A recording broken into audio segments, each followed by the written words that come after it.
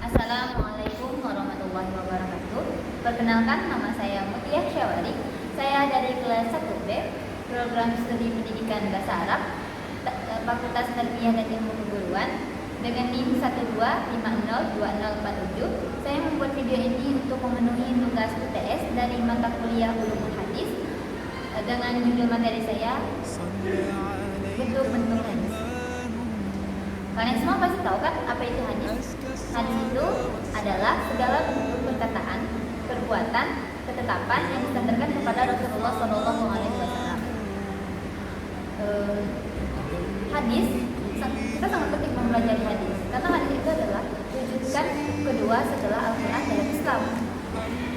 Oke, hari ini saya akan membahas tentang hadis, bentuk-bentuk hadis. Seperti yang kalian lihat konsep, ada hadis qauli, ada hadis fi'liyah, ada hadis takririah. Hadis qauli yaitu hadis perkataan, fi'liyah perbuatan, dan takririah adalah ketetapan.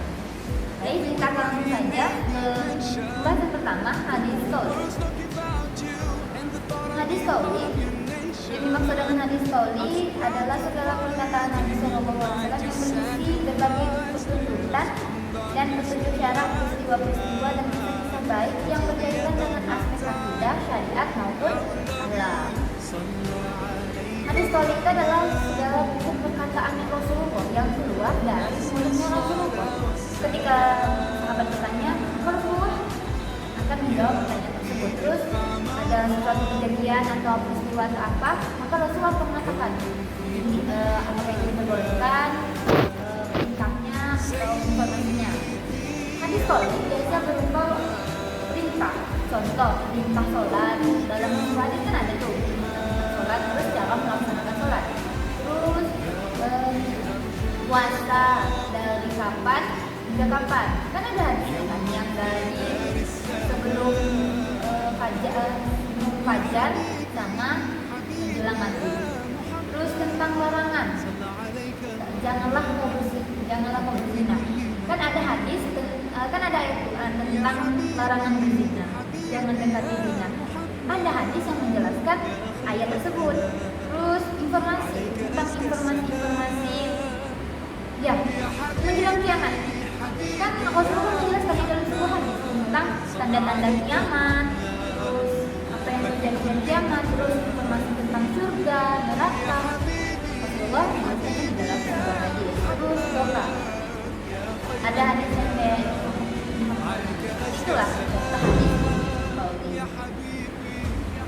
Biasanya hadis qauli diawali dengan kata qala. Seperti contoh, ini ada contohnya. An Umar bin Khattab radhiyallahu anhu qala. Qala Rasulullah sallallahu alaihi wasallam, "Innama a'malu binniyat."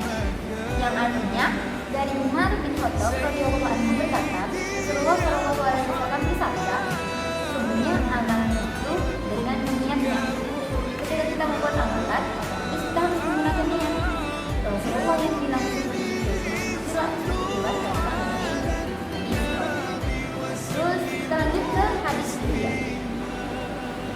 Hadis fi'liyah adalah segala perbuatan yang disampaikan kepada Nabi SAW yang merupakan penjelasan praktis terhadap peraturan-peraturan syariat yang belum jelas cara pelaksanaannya.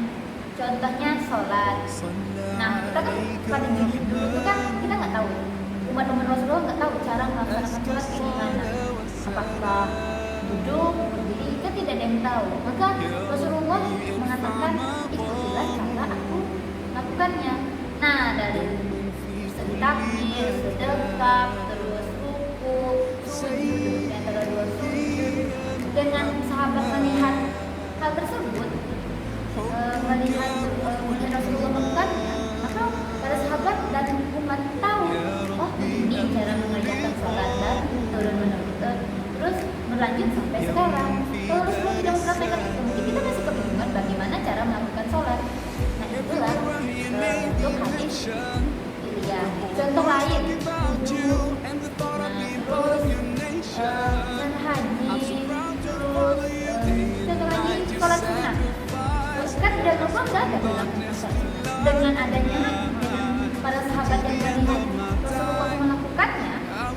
melakukan, oh Rasulullah melakukan sholat di waktu ini, oh ini sholatnya namanya apa? Apabila misalnya sholat duha dilakukan dari fajar sampai sebelum menjelang subuh, sebelum matahari tengah.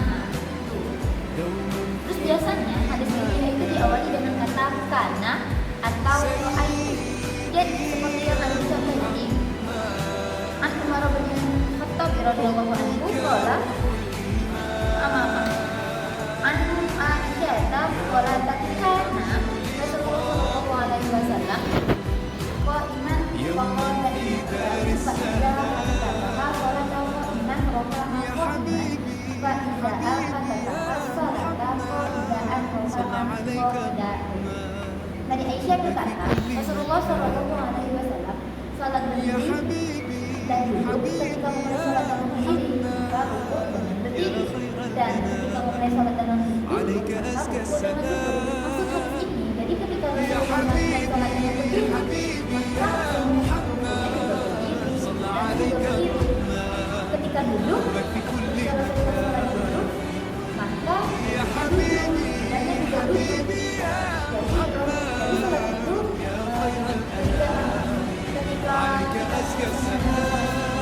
ketika berdiri, maka kita boleh melakukannya dengan duduk. Kita bisa duduk dan sholat. Itu toleransi orang-orang yang sakit dan memiliki keterbatasan.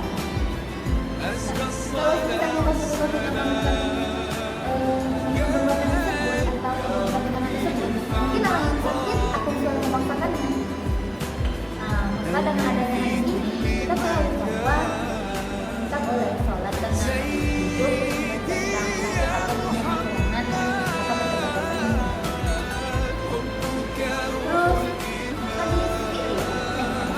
Terus hadis terakhir ya.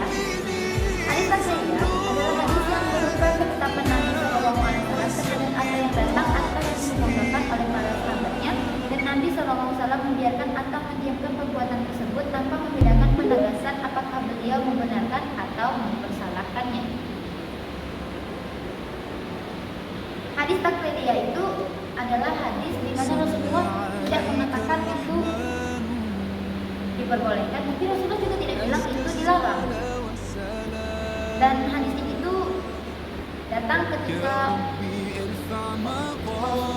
para sahabat menanyakan, ya Rasulullah, apakah ini boleh? Ketika langsung saja ke contohnya. Ini ada contoh.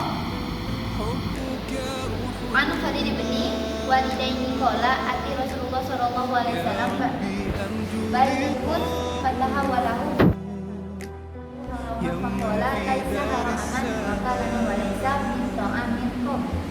Artinya dibawakan kepada Rasulullah SAW daging dok, lalu beliau memberitahu bahwa hadis itu haram. Dia bersabda, itu tidak haram, tapi bukan makanan dari bawah.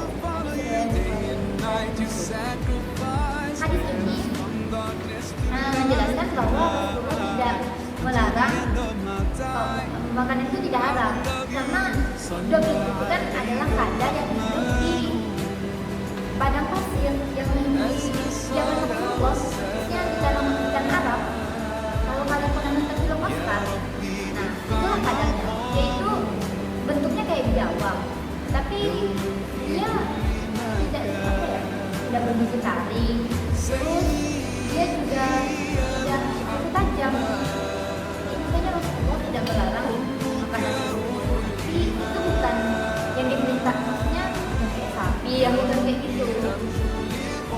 Jadi kesimpulannya hadis takririah itu adalah di mana sesuatu ketika Rasulullah melihat atau sahabat bertanya kepadanya, Rasulullah tidak mengatakan oh itu salah, oh itu tidak boleh, oh itu dilarang. Rasulullah tidak bilang terus begitu.